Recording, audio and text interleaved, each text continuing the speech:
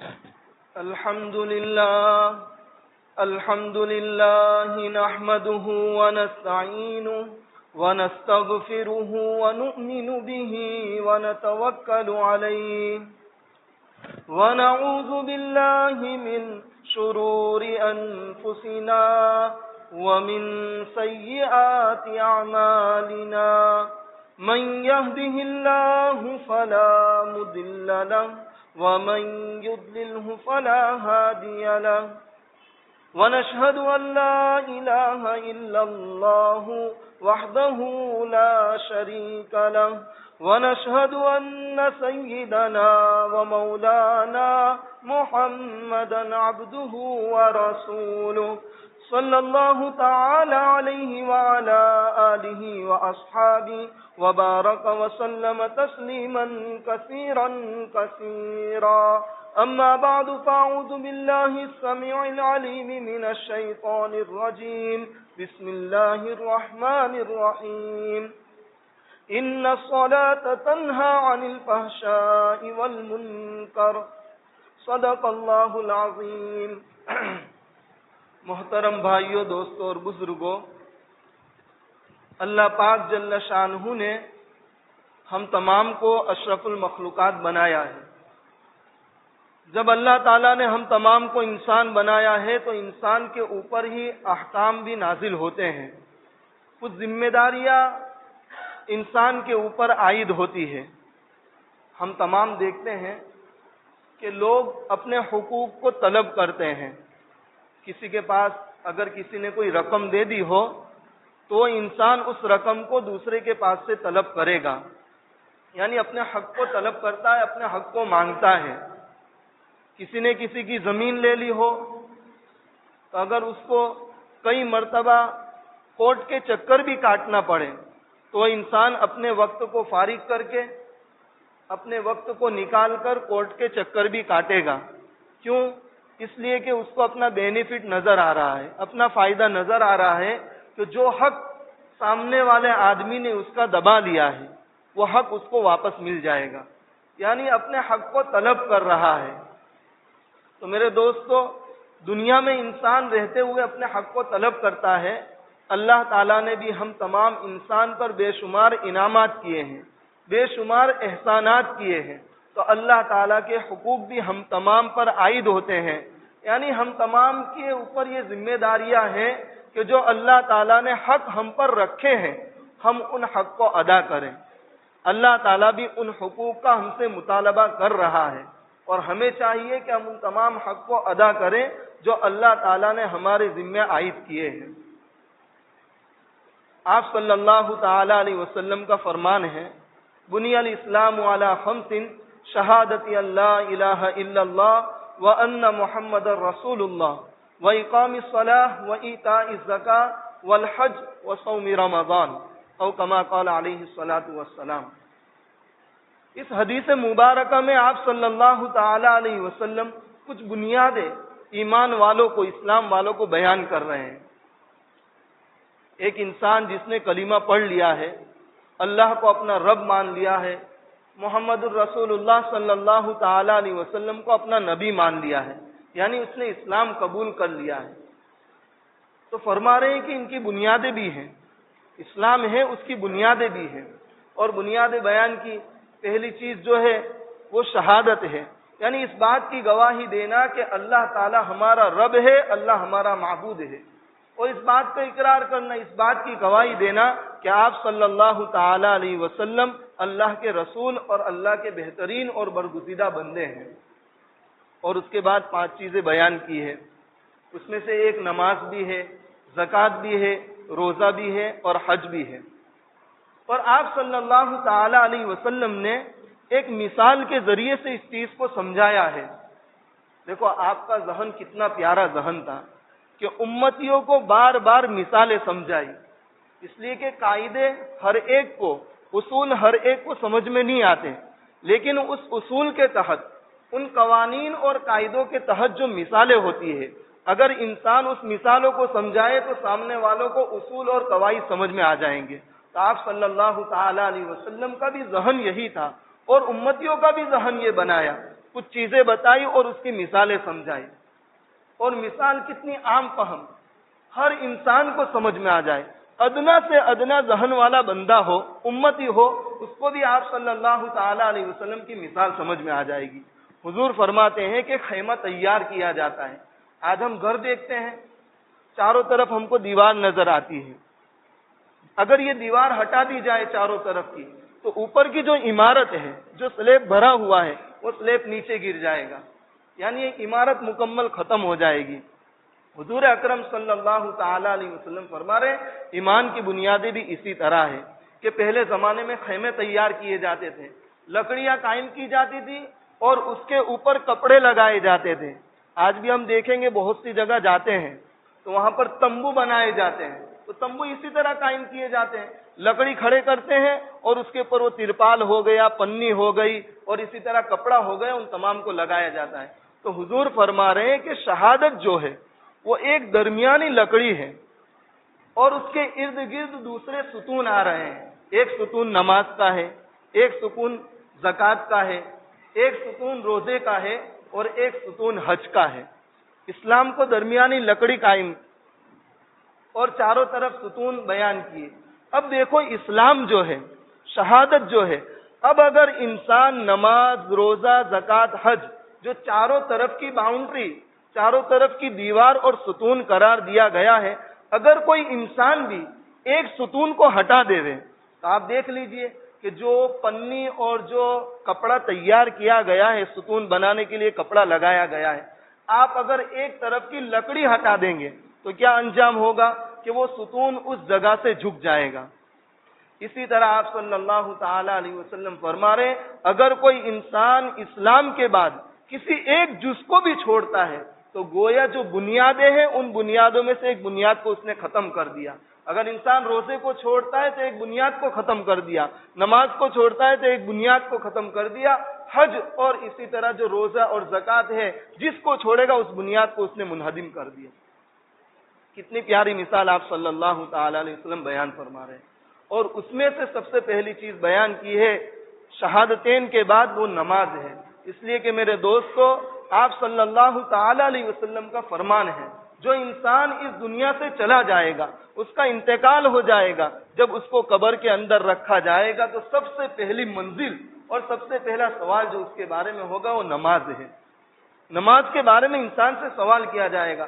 اگر قبر کی منزل میں نماز والی عبادت اس کی مکمل ہوتی ہے تو آئندہ کے جتنے بھی مراحل ہیں، حدیث پاک میں آتا ہے تمام مراحل اللہ تعالیٰ اس پر آسان کر دیں گے، لیکن سب سے پہلے سوال جو کیا گیا وہ نماز کے بارے میں کیا جائے گا۔ وہ منزل آسان، اللہ تعالیٰ تمام راہیں ہموار کر دیں گے، تمام راہیں کھول دیں گے۔ اور کتنی پیاری بات آپ صلی اللہ تعالی علیہ وسلم نے حدیث مبارکہ میں فرمائی۔ حضرت جابر رضی اللہ تعالیٰ عنہ فرماتے ہیں مثل الصلوات الخمس کمثل نہر جار غمر علی باب احدکم یغتسل منہ کل یوم هل بقی من درنہ شیء۔ دو مختلف حدیث اور وہ دو جز اس کے اندر اللہ کے نبی صلی اللہ تعالی وسلم نے بیان فرمایا۔ دیکھو کتنی سادہ مثال ہے۔ آپ فرما رہے ہیں کہ 5 نمازیں، دن بھر میں 5 نمازیں ہیں، 5 نمازوں کی مثال ایسی ہے کہ کوئی آدمی کاروبار کر رہا ہو اور کاروبار جہاں کرنے جا رہا ہے اور وہاں سے جہاں گھر جا رہا ہے اس کے درمیان میں 5 نہریں بنتی ہیں، اور وہ نہریں بھی کیسی ہیں جس میں پانی بہہ رہا ہے۔ بعض مرتبہ کیا ہوتا ہے جس میں پانی بہتا نہیں ہے، تالاب کی طرح یا چھوٹی جگہ ہو تو وہاں پر وہ پانی گندا ہو جاتا ہے، خراب ہو جاتا ہے، لیکن جو پانی بہتا رہتا ہو تو اگر پورا کرکٹ کچرا اس کے اندر بھی ہو تو وہ بہہ کر دوسری جانب چلا جاتا ہے۔ تو حضور فرما رہے ہیں کہ ایک نہر 5 نہر ہو اور 5 بہنے والی ہو، اور ایک اور صفت بیان کی بہنے والی ہو اور اس کے بعد میں گہری بھی ہو، جس کو ہم اونڈی کہتے ہیں، گہری بھی ہو کہ زیادہ گہری ہو۔ اس میں بھی کیا ہوتا ہے جتنی گہری ہوگی اتنا ہی صاف شفاف پانی ہوگا۔ اب حضور کتنی پیاری مثال بیان کر رہے ہیں کہ ایک بندہ اپنے کاروبار سے تھکا ہوا، کپڑے گندے ہو گئے، جسم گندا ہو گیا ہے، اب وہ جا رہا ہے اپنے گھر کی طرف، تو اس کے گھر جانے کے لیے اس کو 5 نہریں کور کرنی ہے، 5 نہریں پار کرنی ہے۔ پہلی نہر میں جائے گا، اچھی طرح نہائے گا، اس کے بعد پھر چلا دوسری نہر آ رہی ہے، اچھی طرح نہائے گا، 5 نہر اس طرح پار کرے گا۔ اب حضور فرما رہے ہیں کہ جس آدمی کا یہ حال ہو اور وہ ان نہروں میں نہاتے ہوئے اپنے گھر جا رہا ہو، حل بقی من درنہ شیء، کیا اس پہ کوئی میل کچیل باقی رہے گا؟ صحابہ نے فرمایا لا یبقى من درنہ شیء، اللہ کے رسول اس پر کوئی میل کچیل باقی نہیں رہے گا۔ کیوں؟ اس لیے کہ وہ صاف ہو گیا، پاک ہو گیا، اس کا جسم جو گندا تھا وہ دھل گیا اور صاف ہو گیا۔ حضور فرماتے ہیں جب بندہ 5 وقت کی نماز پڑھتا ہے تو اسی طرح اس سے گناہ جھڑ جاتے ہیں۔ یہ تو نماز کی بات ہے۔ آپ صلی اللہ تعالی علیہ وسلم نے نماز سے پہلے جو طہارت بندہ حاصل کر رہا ہے، وضو حاصل کر رہا ہے، اس کے بارے میں حضور نے کیا فضیلت بیان کی ہے۔ اللہ کے نبی صلی اللہ تعالی علیہ وسلم فرماتے ہیں جو بندہ اچھی طرح وضو کرے، اخلاص کے ساتھ وضو کرے، اور جب وہ وضو کرتا ہے اپنے چہرے کو دھوتا ہے، آپ صلی اللہ تعالی علیہ وسلم فرما رہے اس کے چہرے سے پانی کا آخری قطرہ جو ٹپکتا ہے، چہرے کے ذریعے سے جو گناہ ہوئے صغیرہ، اللہ تعالیٰ ان تمام گناہوں کو معاف کر دیتا ہے۔ جب بندہ وضو کرنے کے درمیان اپنے ہاتھوں کو دھوتا ہے، حضور فرما رہے ہیں کہ ہاتھ دھو رہا ہے، آخری انگلی سے آخری قطرہ ٹپک رہا ہے، ہاتھوں کے ذریعے سے جو گناہ ہوئے بندے سے اللہ تعالیٰ اس کو معاف کر دیتے ہیں۔ اس کے بعد فرما رہے ہیں کہ پاؤں دھو رہا ہے، جب پاؤں دھوتا ہے تو آخری قطرے سے آخری انگلی سے آخری قطرہ جو اس کا ٹپک رہا ہے، حضور فرما رہے ہیں کہ اللہ تعالیٰ پیر کے ذریعے سے، پاؤں کے ذریعے سے جو گناہ ہوتے ہیں اس کو معاف کر دیتے ہیں۔ نماز کی بات تو بعد میں آ رہی ہے، طہارت میں حضور کتنی فضیلت بیان کر رہے ہیں۔ حضرت ابو ذر رضی اللہ تعالیٰ عنہ فرماتے ہیں حضور اکرم صلی اللہ تعالیٰ علیہ وسلم نے موسم پتجھڑ میں، سردی کے موسم میں درخت کے پاس سے ایک ٹہنی پکڑی اور ٹہنی کو اس طرح ہلانے لگے، اور اس ٹہنی پر جو پتے تھے وہ پتے گرنے لگے۔ سردی کے موسم میں ایسا ہوتا ہے پتے سوکھ جاتے ہیں، جب انسان ٹہنی کو ہلائے گا تو وہ سوکھے ہوئے پتے گر جاتے ہیں۔ حضرت ابو ذر رضی اللہ تعالیٰ عنہ سے پوچھا تم جانتے ہو میں نے یہ عمل کیوں کیا؟ حضرت ابو ذر نے فرمایا، عرض کر دیا اللہ و رسولہ عالم، اے اللہ کے نبی آپ اور اللہ ہی بہتر جانتے ہیں آپ نے یہ عمل کیوں کیا۔ حضور اکرم صلی اللہ تعالی علیہ وسلم نے فرمایا کہ جب بندہ 5 وقت کی نماز پڑھتا ہے، اخلاص کے ساتھ نماز پڑھتا ہے، تو جس طرح اس درخت کی ٹہنی کو میں نے پکڑا اور اس ٹہنی سے یہ پتے جھڑنے لگ گئے، جب بندہ 5 وقت کی نماز پڑھتا ہے تو اللہ تعالیٰ اس سے اس کے گناہوں کو بھی ایسے ہی جھاڑ دیتے ہیں۔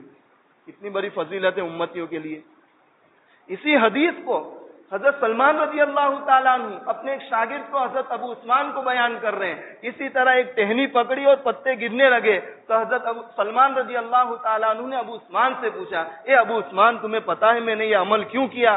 کہنے لگے کہ آپ بہتر جانتے ہیں کہ آپ نے یہ عمل کیوں کیا۔ فرمانے لگے میرے محبوب صلی اللہ تعالی علیہ وسلم نے اسی طرح عمل کر کے دکھایا کہ جب انسان 5 وقت کی نماز پڑھے گا تو جس طرح اس ٹہنی سے اور اس درخت سے پتے جھڑ رہے ہیں، 5 وقت کی نماز کے ذریعے اللہ تعالیٰ گناہوں کو بھی جھاڑ دیتے ہیں۔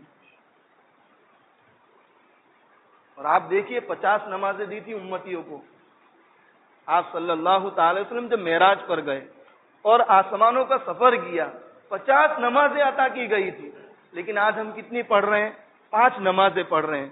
حضرت موسیٰ علیہ السلام سے جب ملاقات ہوئی، حضرت موسیٰ کہنے لگے میری امت تو 2-3 نماز بھی قائم نہیں کرتی تھی، اے اللہ کے نبی آپ کی امت 50 نمازیں کس طرح قائم کرے گی؟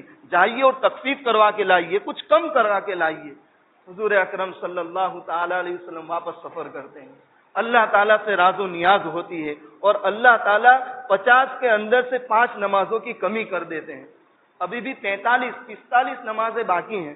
پھر چکر لگتا ہے، حضرت موسیٰ پھر کہتے ہیں اے اللہ کے نبی میری امت تو اتنی نمازیں نہیں پڑھتی تھی، آپ کی امت 45 نمازیں کیسے پڑھے گی؟ پھر آسمان میں جاتے ہیں، راز و نیاز ہوتی ہے، 5 نمازوں کی تخفیف ہوتی ہے، 40 نماز ہوتی ہے۔ اس طرح اللہ کے نبی صلی اللہ تعالی علیہ وسلم 9 چکر لگاتے ہیں۔ جب 9 چکر لگا دیے 43 نمازیں کم ہو گئی اور 5 نمازیں باقی رہ گئی۔ اب جب آ رہے ہیں حضور، حضرت موسیٰ پھر مل رہے ہیں کہ میری امت تو 2-3 نمازیں نہیں پڑھتی تھی، آپ کی امت 5 نمازیں کیسی پڑھتی ہوگی؟ آپ صلی اللہ تعالی علیہ وسلم نے فرمایا اب کمی کروانے میں مجھ کو اللہ تعالیٰ سے شرم محسوس ہوتی ہے، لیکن اللہ تعالیٰ قربان جائیے ہم کس کی امت ہے، اللہ تعالیٰ نے کتنا احسان ہم امتیوں پر فرمایا، اللہ تعالیٰ نے کتنا احسان ہم بندوں پر فرمایا۔ اللہ تعالیٰ نے ایک بہترین عمدہ تحفہ اللہ کے رسول صلی اللہ تعالی علیہ وسلم کو عطا فرما دیا، اور فرما دیا من جاء بالحسنتی فلہ عشر امثالہا، جاؤ محمد اور یہ اعلان کر دو جو بندہ 1 نیکی کرے گا میں اس کو 10 نیکی کا ثواب عطا فرماؤں گا۔ میں نے تم کو 5 نماز کا تحفہ دے دیا ہے، تمہارا امتی 5 نمازیں پڑھے گا، 1 نماز کے بدلے 10 نماز کا ثواب عطا کروں گا، 5 نماز جب پڑھے گا تو 50 نماز کا ثواب عطا کروں گا۔ دیکھو 5 نمازیں دی ہیں، لیکن اللہ تعالیٰ نے یہ آیت نازل فرما کر من جاء بالحسنۃ فلہ عشر امثالہا، 1 نیکی کرے گا 10 کے برابر ثواب دوں گا، 1 نماز پڑھے گا 10 نمازوں کا ثواب دوں گا، 5 نمازوں کے بدلے میں اللہ تعالیٰ 50 نمازوں کا ہم کو ثواب عطا فرما رہے ہیں۔ لیکن میرے دوستو ضرورت اس بات کی، ہم کتنی اہمیت نماز کو دیتے ہیں، ہمارے دل میں نماز کی اہمیت کیا ہے، نماز کی محبت کیا ہے؟ آپ صلی اللہ تعالی علیہ وسلم برگزیدہ بندے ہیں، غفور بندے، معاف کیے ہوئے بندے ہیں جس کو اللہ نے معاف کر دیا ہے، لیکن اس کے بعد کیا حالت ہے؟